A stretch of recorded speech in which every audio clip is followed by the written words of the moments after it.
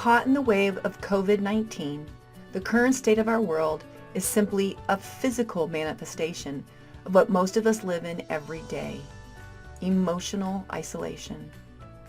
But that was never God's plan for us.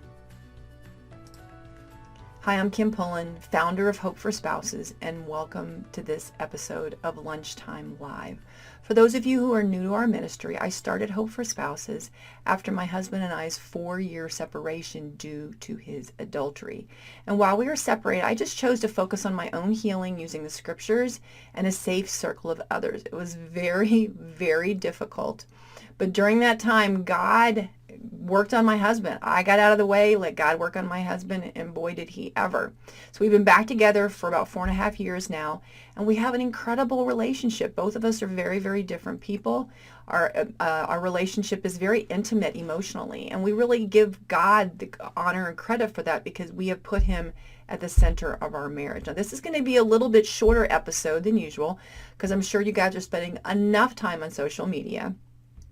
But really, when it comes down to it, we are all social creatures. We crave to connect with other people. Even those of us, like myself, who are introverted, need to connect with other people. God designed us for connection with him and with connecting with safe others. Now, this pandemic has put into physical form the way most of us live our normal everyday lives, where basically we isolate ourselves from other people out of fear of people going to think about us. Now, the coronavirus has caused us to be afraid of sickness and of death, but sin, both our sin and the sin that has been done against us, has caused us to fear what others are going to think about us, how others are going to view us, how others are going to value us. Instead of us fearing more our lack of obedience to God and his word and what God wants to fulfill in our lives. Now, Satan loves this time. He is thriving. He's in all of his glory right now. And it says in 1 Peter 5:8, "Be sober-minded and alert. Your enemy, the devil, prowls around like a roaring lion looking for someone to devour." And see, so isolation is exactly where Satan wants us. I mean, he's like a lion. He runs around the back of a herd, waiting for the weak, waiting for the isolated one to come out, and then he pounces. And so we have to be ready for Satan's attack. We have to be alert. We have to not let ourselves drift into just this lulled state, which I know for me, it's so easy for me to get there, to sit and watch an episode. My 81-year-old mom is staying with us for the time being, but it's so easy to drift into just kind of this, let's sit and watch a movie, or let's sit and do this, or let's do that, and not be really deliberate and attentive that this is still a spiritual battle. Satan is still working. He's working very hard, and we can drift. Like he says in Hebrews 2:1, we can drift into this state. So how do we protect ourselves? We have to be deliberate and purposeful. We have to pay more careful attention to what we have heard and seen in the scriptures, as the Hebrews author says. So, and this is not complicated. It's actually very, very simple. God simplified it for us. In the Old Testament, there's something called the Shema, and it's basically summing up all the law, the 10 Commandments, all the law, all the prophets. The whole Old Testament was summed up in a very short paragraph. And Jesus addressed this when somebody came to him and asked them. This is in Mark 12:28 through 31. It says, "One of the teachers of the law came and heard Jesus and the others debating. Noticing that Jesus had given them a good answer, he asked him, 'Of all the commands, which is the most important?' 'The most important one,' answered Jesus, 'is this: Hear, O Israel, the Lord our God, the Lord is one. Love the Lord your God with all your heart and with all your soul, and with all your mind and with all your strength. The second is this: love your neighbor as yourself.'" Now, in the Matthew 22 version of this, it also finishes with, "All the law and the prophets hang on these two commands." So basically, we have to be very deliberate about our relationship with God. We have to love him with all of our heart, soul, mind, and strength, with our whole being. And that really means coming into an understanding of practicing the presence of God. being aware that he is right there. God's not bound by time and space like we are. He is right there all the time in our lives. But a lot of times we don't invite him into our life. We don't invite him into the moment, into our awareness of where we're at. And God's not going to force himself on us. In Deuteronomy 30:15-20, God gives us a choice whether we're going to have a relationship with him or not, whether we're going to choose to be obedient to him or we're going to choose to follow the world. Now, there are consequences to both of those choices, but he gives us a choice. He gives us free will to do that. But we have to invite him in. We have to create a space for God, for him to fill that in. And it's more than just praying. Praying is when we're talking, we're connecting, we're communicating with God. And that's important. That's super important.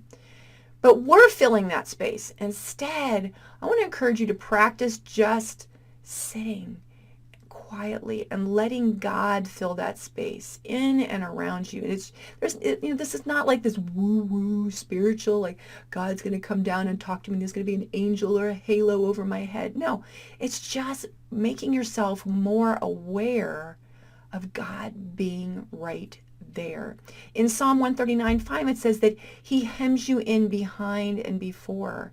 In Joshua 1:9, he says, I am with you wherever you go. And then in Matthew 28:20, for those who have the Holy Spirit, Jesus said that I will be with you always. And so God is right there.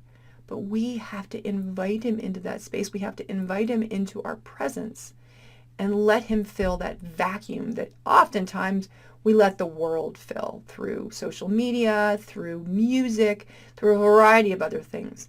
But we just need to learn to sit quietly and let God fill that space. Now, in Mark 12:31, he says, love your neighbor as you love yourself. In other words, you can't give what you don't have. You can't pour from an empty cup, but there's nothing inside of you you can't give to anybody else. So the only way you're going to really be able to focus on giving to others is you got to make sure that you're taking care of yourself. Now, if you're in recovery from a betrayed spouse, that means you have to work on yourself like you've never worked on yourself before. It's super, super important.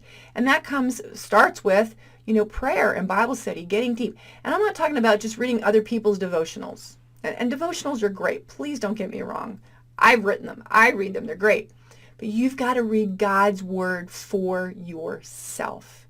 Dig into one of the Gospels, or even better, there's a wonderful version of an app called YouVersion, and they have a Bible reading plan that I'm going through right now that's fantastic, and it's sponsored by what's called the Bible Project, and they do these really amazing videos. And you can go through the entire Bible. Have the time now with COVID-19 out there, us being isolated, but read through the whole Bible. One of my friends read through the entire Bible in 68 days.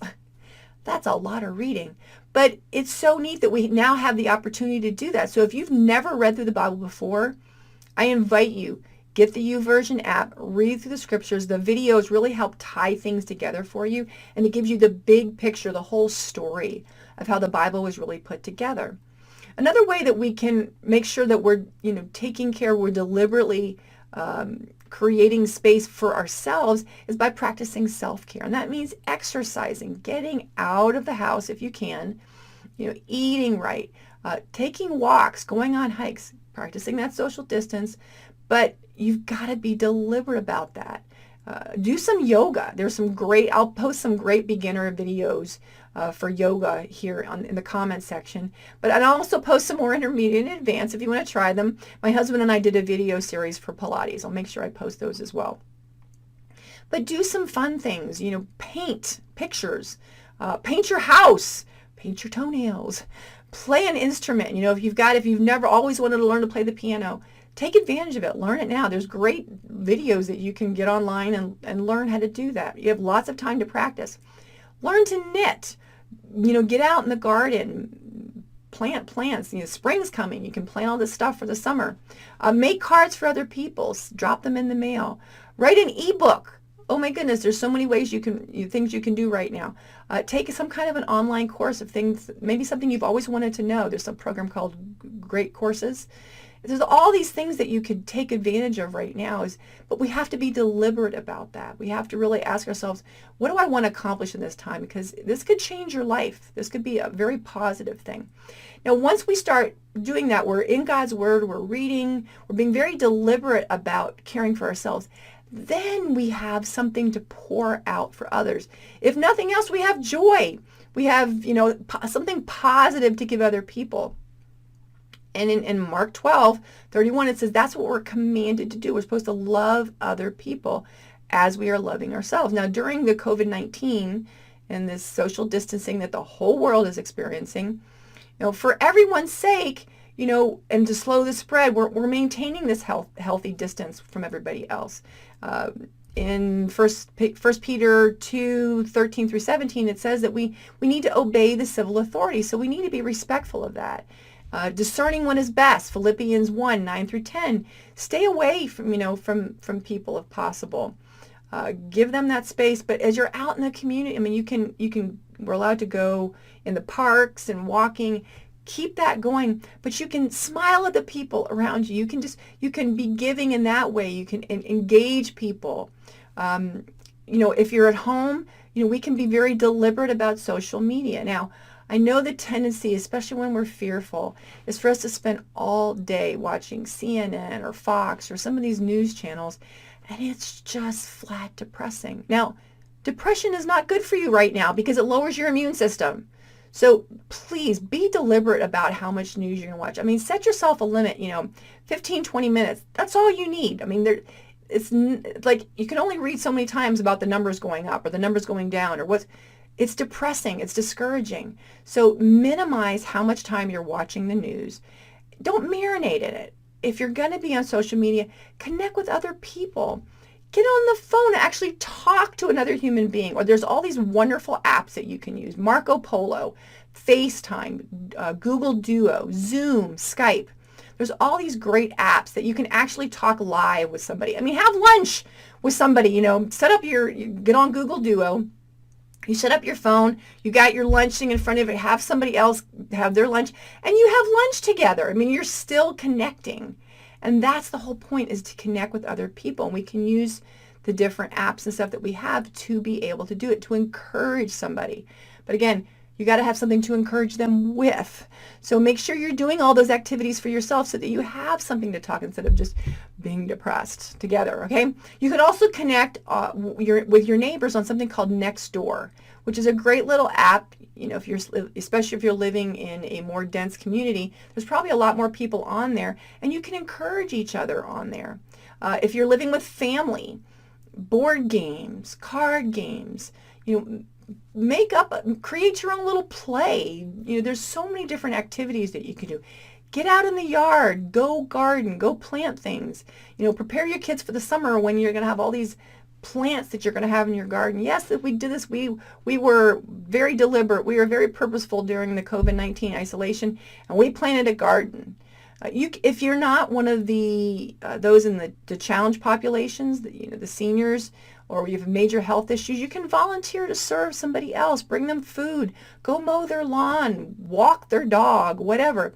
But do something in a way that you can serve other people. Look for ways to serve other people. Just focus on encouraging others. What would you want? How would you want to be encouraged? You can even do cards. There's a lot of seniors who are isolated in these senior communities or in nursing homes that they can't have any visitors. And talk about really feeling isolated. So, send some cards. Have you and your kids sit down and write a bunch of cards and send the cards to these people. Just encourage somebody. And then when things finally return to normal, hopefully in the next couple of months, when things start to turn around, when we're allowed to be able to go out and about again, when our economy starts to turn, don't stop doing these things. You're building these new patterns, these new habits into your life about building intimacy. Keep them.